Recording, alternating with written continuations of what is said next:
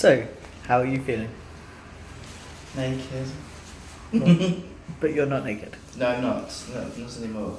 Kind of. Your toes loose. Look, who let the toe out?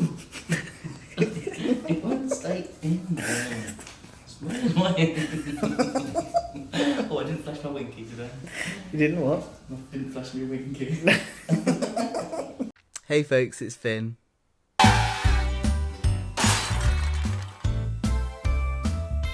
So, I am now 3 days post-op from having my urethral re-hookup. So I thought I'd pop in and tell you about how that went.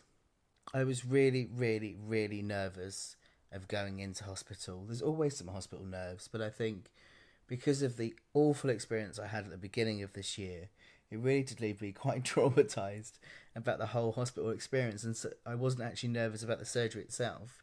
I was just nervous about the hospital stay. The lovely Gwyn drove me all the way in. We drove to Canary Wharf and then got a tube in together.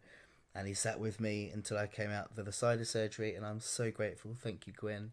It made so much of a difference having somebody there. Mr. Christopher came in to see me before surgery and just kind of reiterated what he'd already said, that it was about 10% likely that he would need a mouth graft, but that he thought there was probably enough hairless skin to use down there to close me up and to do the urethra and everything. But just to make me aware that that might be necessary. He also commented on the fact that he'd seen a few of my YouTube videos, and I was just like, oh, that's not at all awkward. All the way down to theatre, I was kind of deep breathing and going, okay, I'm going to think positive about this, but it may well be that I need a mouth graft, it may well be that I need 2 surgeries, so I'm not going to get my hopes up, but this is a step forward, positive thinking and all of that. And I'm very pleased to report that I woke up to Mr. Christopher telling me that it was very straightforward. And in fact, if you follow me on my other social media, where I was putting all manner of post-anaesthetic, drugged up declarations of my straightforwardness, you'll know that this was straightforward. Hello, lovely peoples. I've posted a bit, but I thought I'd just do a little mini video because I can't remember what was said. So I'm going to say it again. So, it's gone so well. I'm really happy, really happy, because he didn't need to do the mouth graft. So that's easier, so I can still eat, which is good because I've got loads of food. Yeah. It's in my strawberry. It's amazing. It was a really simple fix. It was just a case of putting 2 sides of the urethra together, sewing them up and sewing me up. I didn't need a mouth graft or anything. I was out of surgery within 2 hours. I think it was about 1 hour and 3/4. I think I was in there or something. So such a relief to know that that was straightforward. I'm going to keep going on about that. I am straightforward. I've never been so happy to be called straight. Mr. Christopher came in to see me afterwards and explained that everything had gone well, that I was straightforward, and that he was very optimistic that there wouldn't be an issue, and then in 3 weeks' time I could have the catheter out and have a test pee, and then if all was well, I can be listed for final stage, the erectile device. Thank God. We were going to try something a little bit different with a catheter because I need this to stay in for 3 weeks, and my bladder doesn't like catheters. Most bladders don't, to be honest, but my one really has a disliking to them. So he was originally going to put in both the penis and the suprapubic catheter, but actually decided to just do the penis catheter. I can't tell you how nice it is to see a catheter coming out of my penis. It's just lovely to not see it going underneath. What he suggested doing is, rather than draining into a bag free-flowing, I have a flip flow valve. So where you have the catheter coming out of your penis, and there's like a little tube that you attach a bag to, then the tap's open and you just pee into the bag and empty the bag accordingly. This is no bag, it's a shut-off valve, so that when I feel the urge to pee, I go to the toilet, I open the valve and I pee through the catheter. That saves my urethra, but it also saves my bladder tone, and the thinking around that is I hopefully won't bypass the catheter and my bladder tone won't be lost, so that in 3 weeks' time my bladder will be strong and hopefully will cope with functioning without a catheter so much easier. Since being home, it's been fine. I've been hooking myself up to a leg bag at night, but during the day for flip flow valving, and it's been absolutely fine. It all does look really good. Everything looks clean and fine underneath. There's clear wee coming out of my bladder. There's no blood and everything mixed in with it like last time. It certainly feels a lot healthier and looks a lot healthier than the beginning of the year when I was set free. So I am feeling quietly optimistic. I'm still being realistic because at the end of the day, I've got 3 weeks yet for it to heal. Then I've got a test P. Still might be issues. Doesn't look like it, but I'm just maintaining realism here. Optimistic realism. It's okay. As for the hospital experience, it was a complete polar opposite to last time.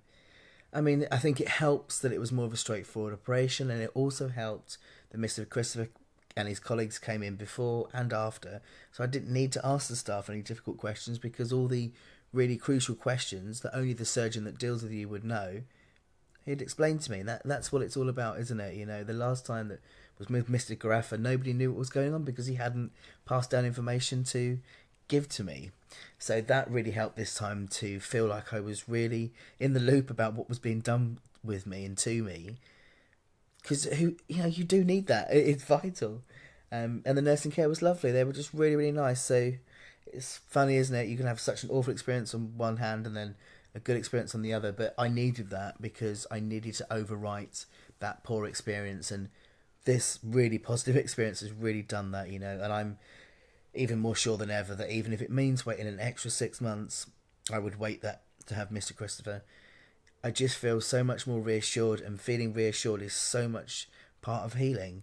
If you don't have good mental health, you're not feeling secure in yourself, you can't concentrate on healing properly. And knowing that he will explain properly beforehand, during and after, it just feels so much better. He's a really lovely man. I was set free yesterday at midday. I made my own way home, but it was actually straightforward because I'm staying in Eastbourne now. I keep saying straightforward. I literally just got the bus from outside of the hospital of St John and Elizabeth to Victoria Station, and then get on a train straight to Eastbourne, and then a taxi from Eastbourne Station to my mum's where I'm staying. So it wasn't that bad, and I don't feel in that much pain really. I'm a bit sore, but nothing like last time. I'm tired. My voice is shot to pieces. It always is when they put the tube down there. But I feel alright really. I'm just really tired today, so I've left seeing my mum at the moment. Mark's dealing with her at the moment, which I'm really grateful for. Gives me just a couple of days to just recoup and regather myself. But I'm kind of like playing down how pleased I am. But I'm really pleased. It just couldn't have gone any better really. It just removes one huge worry because I wasn't sure if it was going to be 1 or 2 surgeries. I wasn't sure how much pain I was going to be in, if I was going to have the additional pain of a mouth graft. And then, trying to deal with all that on top of a really poor mum and looking after my mum's financial situation and moving and starting my final module at uni. It was just all way too much. And so this surgical procedure being out of the way and being so simple and straightforward has really, really helped. So I can just concentrate on getting well now. The erectile device isn't going to be until next year now. There's no way I can manage it anyway, but realistically it's about 6 months waiting list, so I'm probably looking at Easter next year. So I'm a happy boy. At 3 days post-op, obviously anaesthetic is still coming out and pain relief that they give you is still coming out. So the pain might increase a bit, I don't know, but right now I'm waddling a bit because I'm sore and I'm tired, but in the grand scheme of things, I feel so much more well than I expected to at this stage, and being here is manageable with my brother here as well. And I think, to be honest, it will be manageable next week when he goes as well. I don't think I'm going to be in too much of a state. I've got to take it easy, of course, but I'm in no ways incapacitated as I have been in the previous surgeries at all. So yeah, thank you so much for your love, well wishes and support, everybody, as usual. You're just amazing. And for those I haven't replied to yet, I will get round to it, I promise. I'll update again in a couple of days. Love you all loads. Speak soon. Bye bye. Hello. Hi.